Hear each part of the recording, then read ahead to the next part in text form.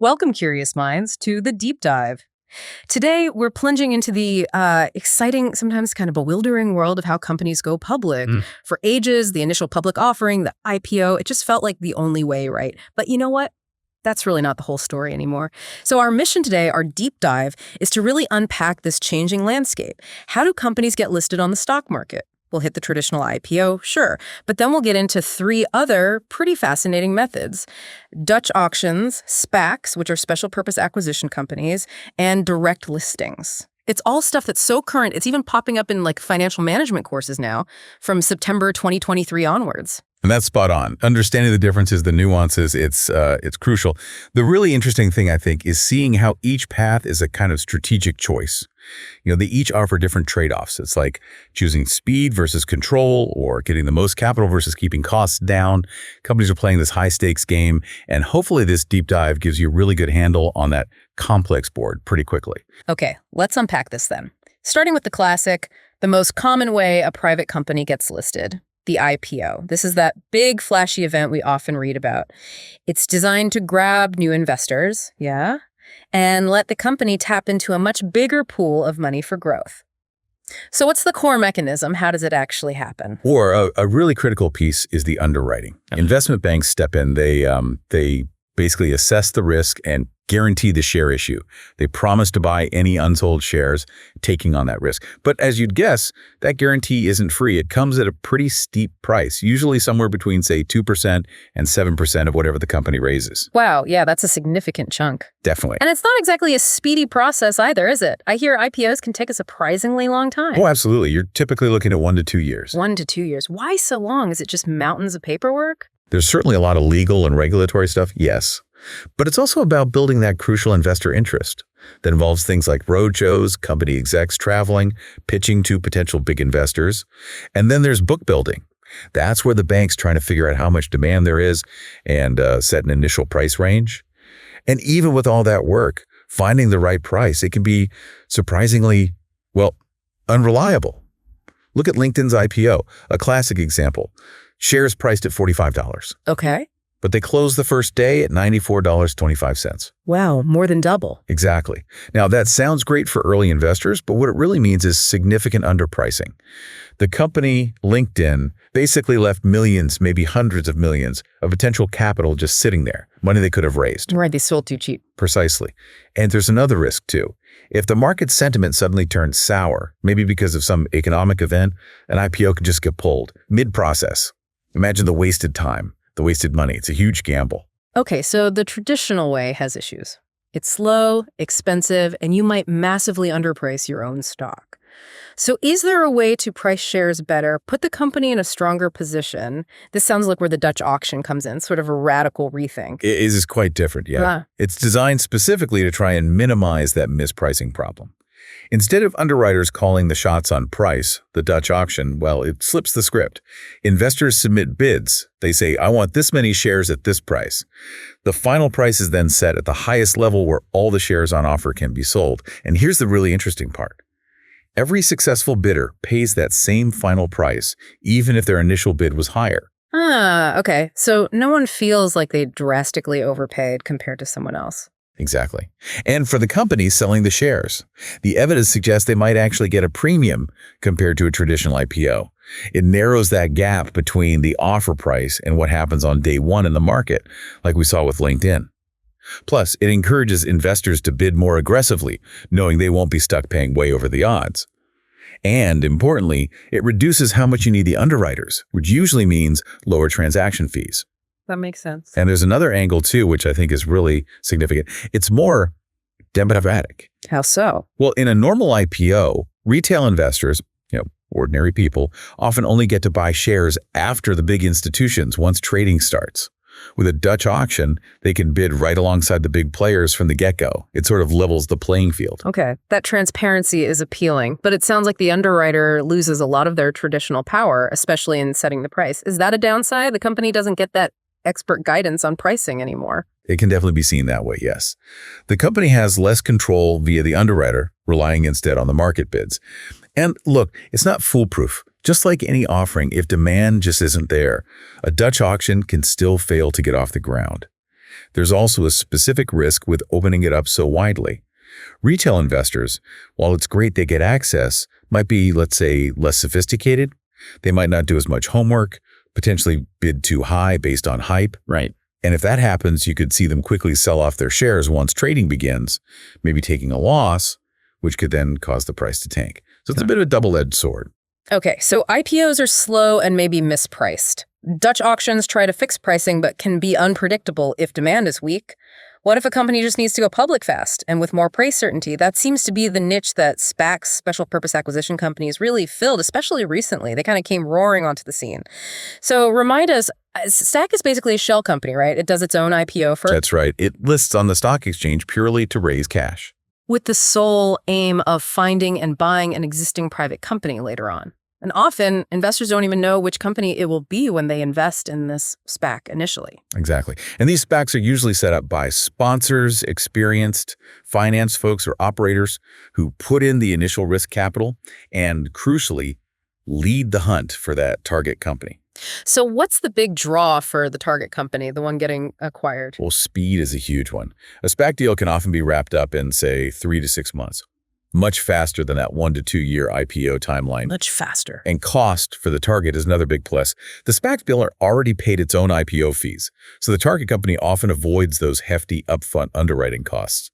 And they also, at least initially, get to sidestep some of the intense legal and regulatory hurdles of a traditional IPO process. Okay, speed and cost savings. What else? Pricing certainty is a major factor. Unlike an IPO, where the price can fluctuate right up to the last minute, with a SPAC, the share price is negotiated directly between the SPAC and the target before the deal is finalized. In volatile markets, that certainty is incredibly valuable. It explains a lot of the SPAC boom we saw, particularly during the early pandemic uncertainty. Right, that makes sense. Plus, you have these experienced SPAC sponsors who, in theory, bring expertise and guidance to help the target company navigate becoming public. Okay, theory sounds good. Faster, chipper, more certain price, expert help. But there's always a but, isn't there? Where are the potential downsides here? For the target, or even for the SPAC investors, what about things like, say, management control after the merger? Yeah, there are definitely potential pitfalls. For one, the track record of companies that went public via SPACs is, well, it's mixed. There's quite a bit of evidence suggesting many of them underperform the market afterwards. Why is that? Several potential reasons. One is that maybe the expertise of the sponsors isn't always as impactful post-merger as hoped. Running a public company is different. Also, while the initial process is faster, the target company still has to meet all the public company reporting and regulatory requirements. Very quickly think months, not years. Yeah. And often, despite the sponsors supposedly helping, the burden of that transition falls heavily on the target company's existing team. So the speed advantage comes with immense pressure. It absolutely can. And there's another big risk. Shareholder redemptions. Redemption. Yeah, the investors who put money into the SPAC before a target was found. They have the right to get their money back, to redeem their shares if they don't like the proposed merger deal. I see. So if a lot of shareholders decide to bail, the SPAC might suddenly find itself without enough cash to actually complete the acquisition it negotiated. That could force them to scramble for extra funding, maybe through debt or selling more equity, which dilutes existing shareholders and adds cost and complexity.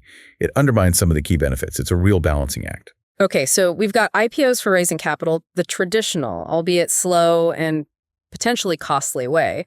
Dutch auctions aiming for better pricing and wider access. SPACs offering speed and certainty, but with their own set of performance questions and redemption risks.